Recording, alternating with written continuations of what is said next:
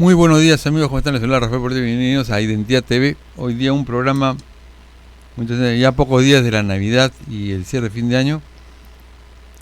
Vamos a hablar de lo que ha pasado en nuestro vecino país de Chile, en las elecciones que hubo ayer, donde el ganador ha sido la izquierda chilena. Gabriel Boric triunfó con votación histórica en Chile, dicen algunos titulares de los diarios internacionales. Estamos comunicados vía Zoom con el doctor José Antonio Torres Iriarte, abogado, politólogo y analista internacional. Doctor José Antonio Torres Iriarte, muy buenos días. Buenos días, es un gusto saludarlo. Bueno, esta votación histórica de lo que ha pasado en Chile, cambios que se esperan en Chile, aparte de la Constitución, la Carta Magna de Chile, que ya se quiere un cambio, y la clase trabajadora dice que ha ganado o no. Claro, la Carta Política del año 80, que fue aprobada durante la dictadura de Augusto Pinochet, está ahora en proceso la Convención Constituyente paritaria y con representación de los pueblos originarios, que está en proceso de trabajo. Se habla de una refundación de Chile desde las posiciones más extremas o de un consenso político y un nuevo contrato social con miras a los próximos años y décadas. La victoria de Boric ayer por un margen de más de 11 puntos es inapelable, es una victoria democrática, el proceso ha sido transparente. Hay que decir que en Chile el voto no es obligatorio, tenían derecho a sufragar más de 15 millones de chilenos, sin embargo han concurrido algo más del 50%, más de 8 millones de ciudadanos chilenos concurrieron a las urnas, y siempre hago hincapié en esta reflexión porque siendo el voto facultativo y habiendo varios millones de chilenos, la pregunta que uno puede formular es la siguiente: ¿por qué no lo hacen? ¿No tienen confianza en los políticos? ¿Desconfían en la clase gobernante o en la oposición chilena? ¿O no les interesa el quehacer nacional porque sienten que sus logros personales, su vida personal, su actividad académica, política o laboral tiene ya metas alcanzadas y se sienten personas realizadas, y tal vez con algún desdén o individualismo no concurren a votar? No hay un sentido de nación, de colectividad y de compromiso con el país. Pero hablando de cifras, más de 11 puntos de diferencia es una diferencia representativa.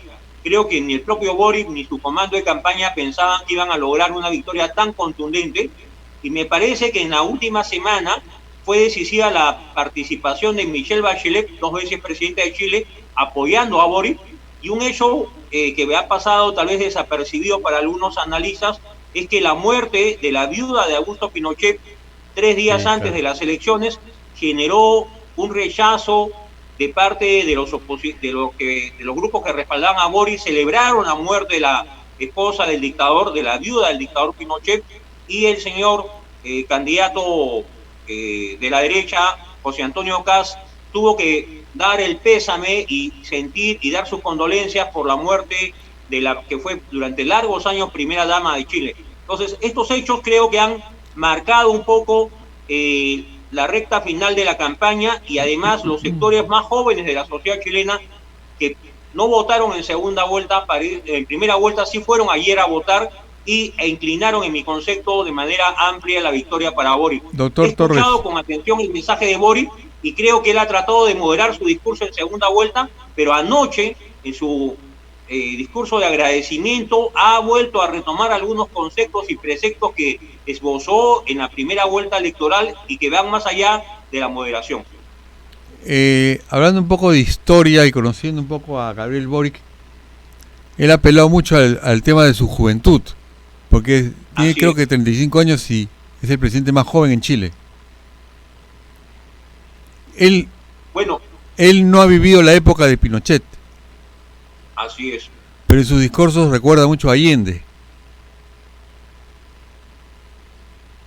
Yo escuché también parte de su discurso ayer y muchas frases de las que usaba Allende en sus discursos. Este factor ha predominado mucho, el uso de los jóvenes, la juventud.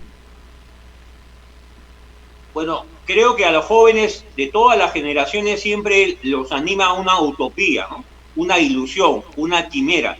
Creo que la generación que acompañó a Allende en su proyecto de la Unidad Popular en los años 70, querían hacer la revolución social dentro de los marcos del marxismo-leninismo o posiciones más moderadas, pero Allende logró una primera mayoría, pero no tenía la amplia mayoría ni el respaldo del más del 50% de los chilenos.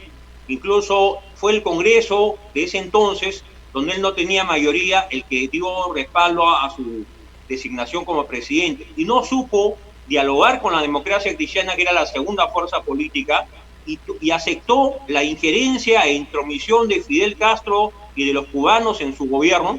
Hay que recordar que Fidel Castro recorrió todo Chile durante varias semanas, ¿no?, dando una prédica a favor del gobierno de Allende y a favor de la revolución.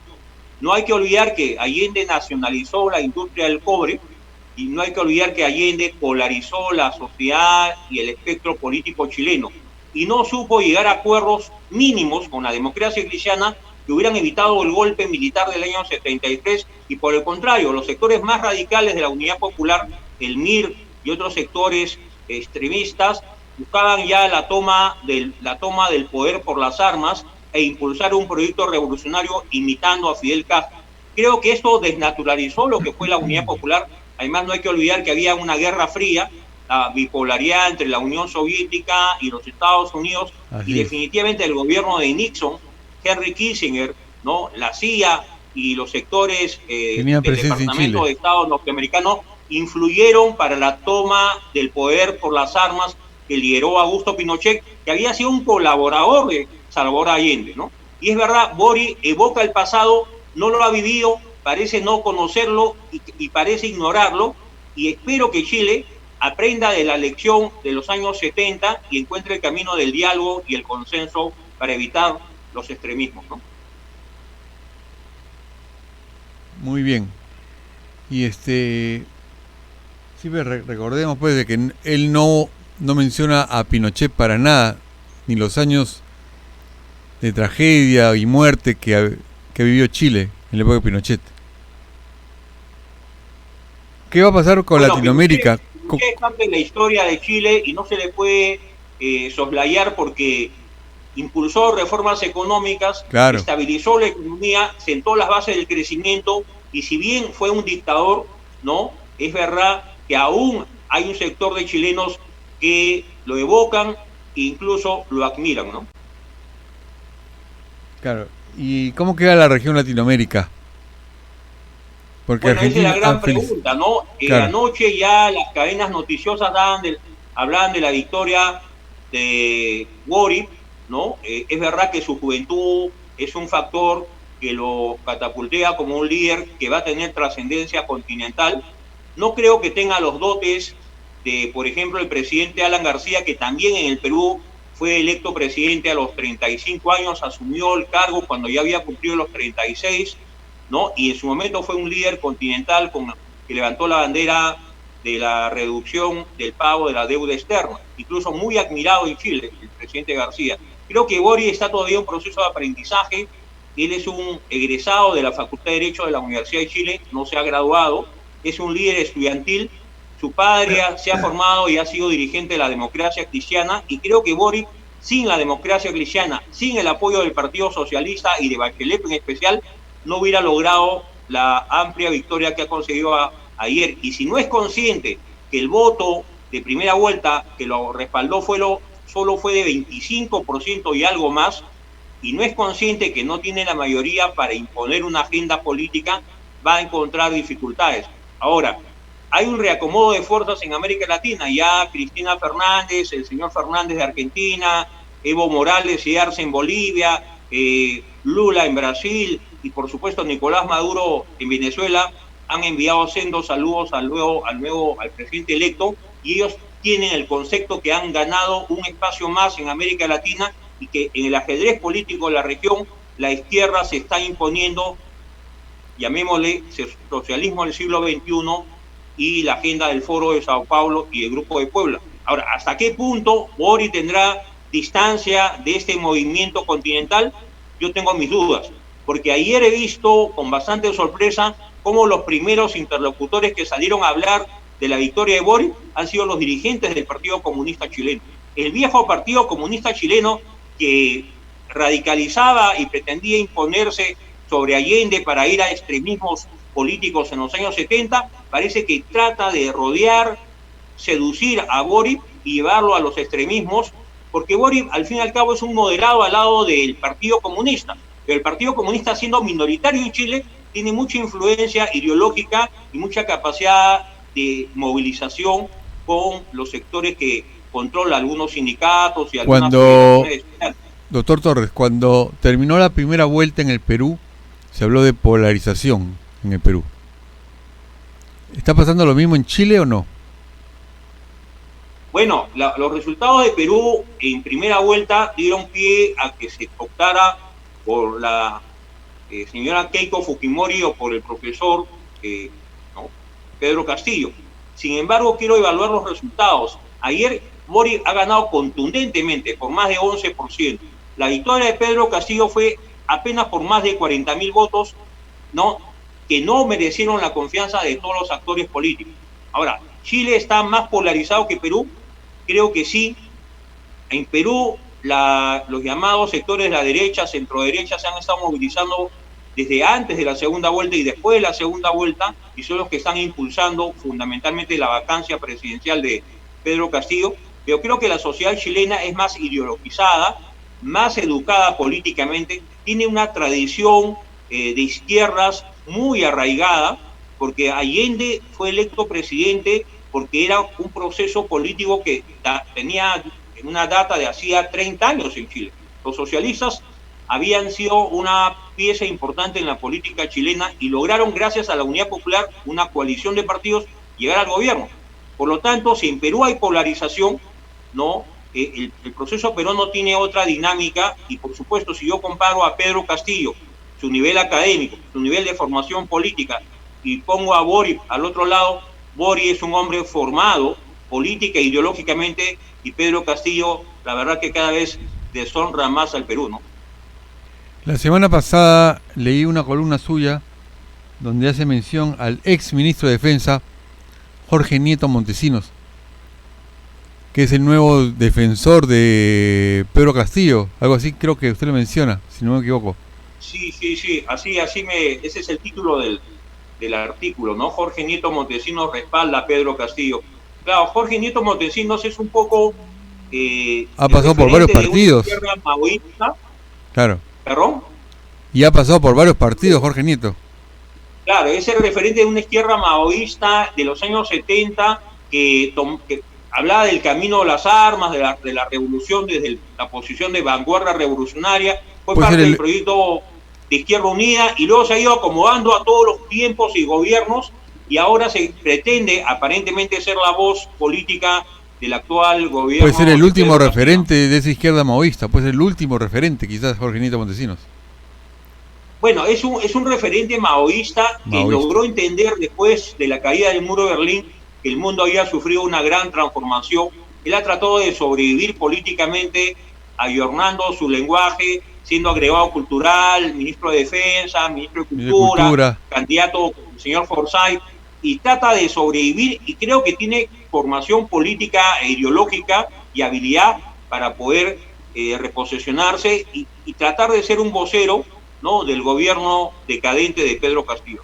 Bueno, esa lógica la entiendo porque hay mucha gente de izquierda que trata de sobrevivir a pesar de los años, y a pesar de la caída del muro de Berlín. Hay algunos que tratan de sobrevivir y hay algunos que incluso están todavía en el camino de retomar la lucha armada, que es un camino que yo no descarto para los sectores más radicales que apoyan a Pedro Castillo, que son los sectores magisteriales y del Movadef, ¿no?, que es el brazo político de Sendero Luminoso.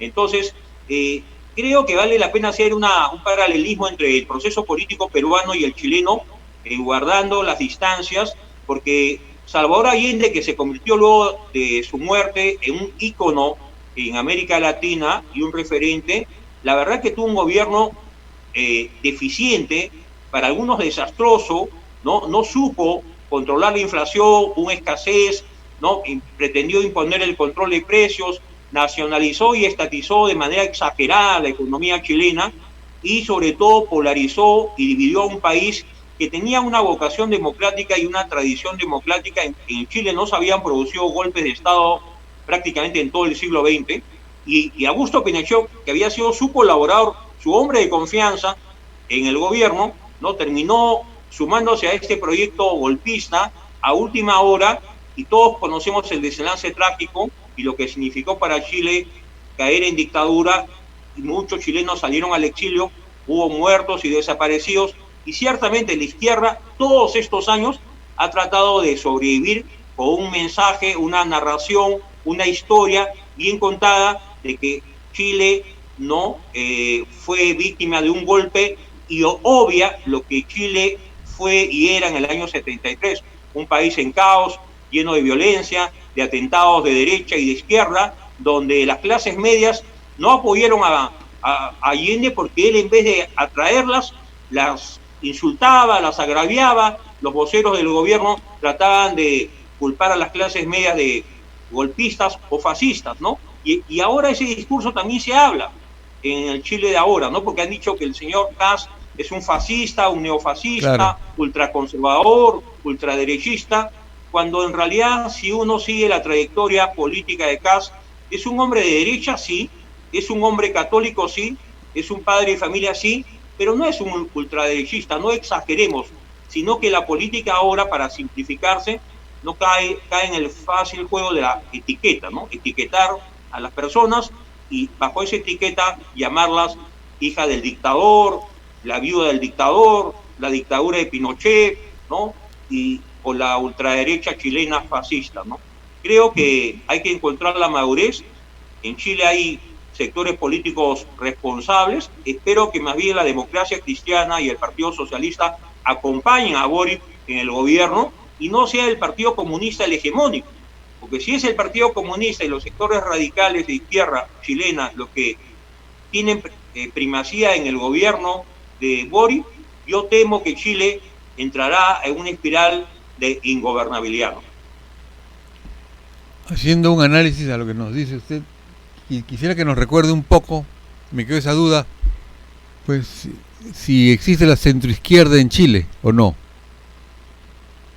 Bueno, la centroizquierda en Chile sí todavía existe, creo que está representada por Lagos, por Bachelet, por el Partido Socialista, claro, por la Democracia Cristiana, ¿no? Y es claro que esa centroizquierda ha sido decisiva para la victoria de Boric.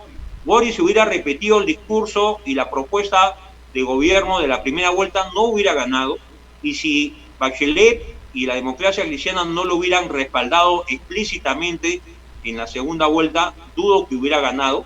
Creo que Boric ha tratado de relanzar su mensaje, pero vuelvo a repetir, ayer en su primer discurso a la nación ha recogido algunos preceptos y conceptos radicales que expresó en la primera vuelta electoral. Por lo tanto, él tiene una duda, ¿no?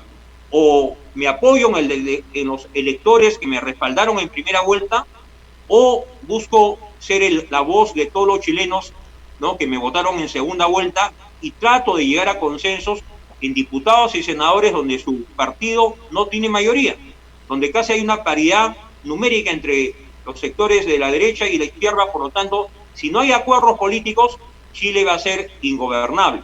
Si Boric quiere seguir la línea de Allende y sus aliados radicales, ¿no?, extremistas de los 70, fracasará. Si por el contrario el joven Boric encuentra y mira y busca el apoyo de los socialistas y democristianos, y por supuesto no deja de apoyarse en su propia base electoral, pero haciéndole entender que Chile puede ir a cambios graduales, pero no a radicalismos extremos que pueden significar la quiebra de la economía chilena y sobre todo la quiebra del orden constitucional de un país que, si algo ha sido como referente en América Latina, se ha vendido como un país estable, un país seguro, un país viable y un país con crecimiento económico y buena distribución del ingreso. Pero ahora ha surgido la idea de que todos los chilenos deben ser iguales, y en base a la igualdad se quiere impulsar reformas que pueden caer en la expropiación e incluso en la confiscación, en perjuicio de aquellos que con su trabajo y su esfuerzo han labrado un patrimonio propio. Sí, es lo que tenemos en el Perú, lo que pueda pasar en el Perú también. Que cada bueno, semana en Perú hay un antecedente que me preocupa más que ese antecedente del senderismo, ¿no?, que tomó las armas, el maoísmo que tomó las armas, que insurgió no como guerrilla, sino como movimiento terrorista, ¿no? Y sin embargo luego nos han dicho de que ha habido un conflicto interno en Perú, que ha habido una guerra interna, que han habido pérdidas de un lado y de otro. Nos han explicado mal la historia. Es que la historia es contada por esta izquierda que miente a los jóvenes, a la nueva generación, que engaña a los jóvenes, y este engaño se da en Perú y se está dando incluso en Chile. Yo anoche he visto cómo los jóvenes celebraban con júbilo la victoria de Boric, y saludo la victoria de Boric, aprecio la victoria de Boric, pero hay de por medio los atisbos de un radicalismo, ¿no?, incluso de imponer una agenda global que forma parte de la agenda global del 2030 de las Naciones Unidas, ¿no?, con el matrimonio igualitario, el derecho de los animales, ¿no?, la paridad en todos los campos de la política.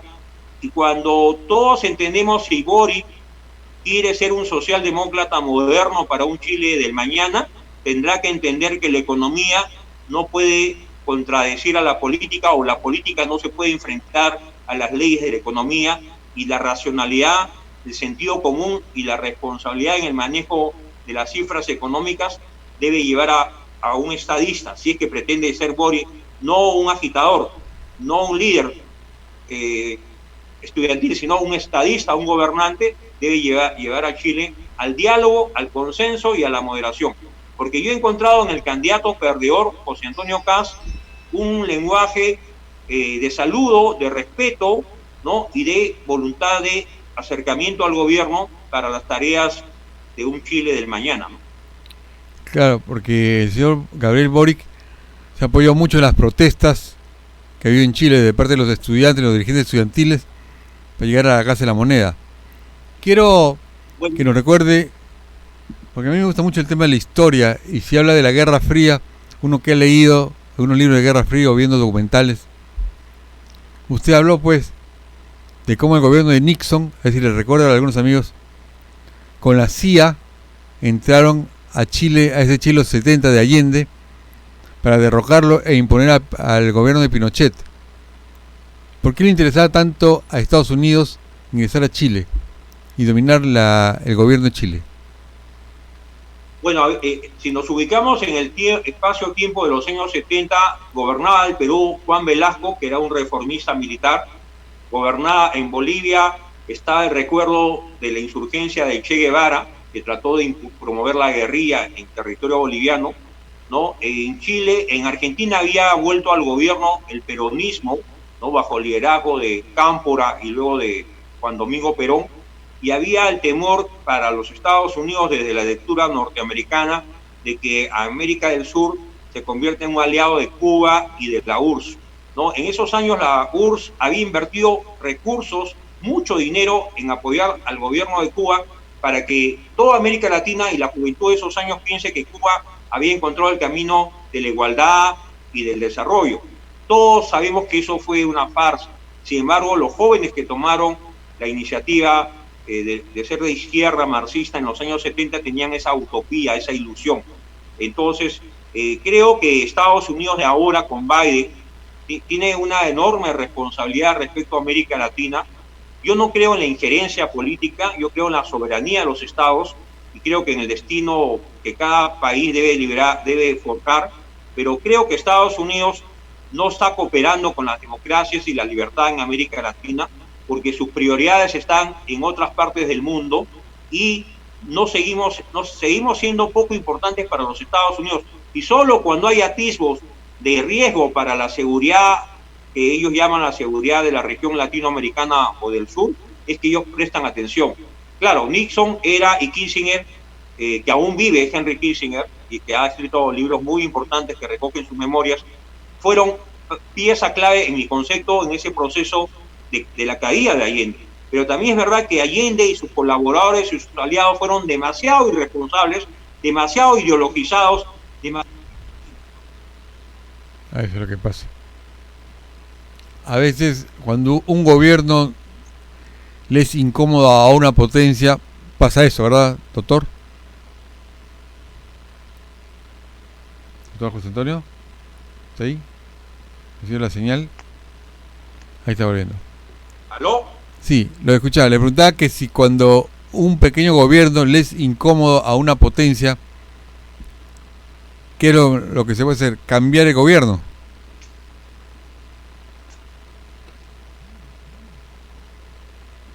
Ahorita será la señal, no se preocupe. Estamos en un programa en vivo. ¿Aló? Doctor José Antonio Torres. ¿Aló? Sí, aló, no, lo escucho perfecto. Quería preguntarle.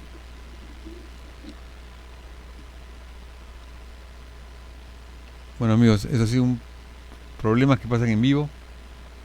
Sí, nos tenemos que ir. Le agradezco al doctor José Antonio Torres Iriarte por la presencia y explicarnos a su estilo ¿Aló? lo que ha pasado en Chile. Doctor José Antonio, ¿está ahí? ¿Me escucha?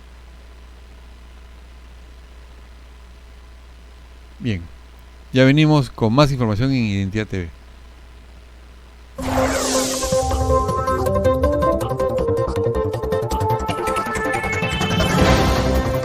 Estás con Identidad TV. Es momento de probar un buen café. Café Solar de Samaniego. Ahora haz tus denuncias a nuestro número de WhatsApp +51 934 450 015. Somos Identidad TV. Información todo el día.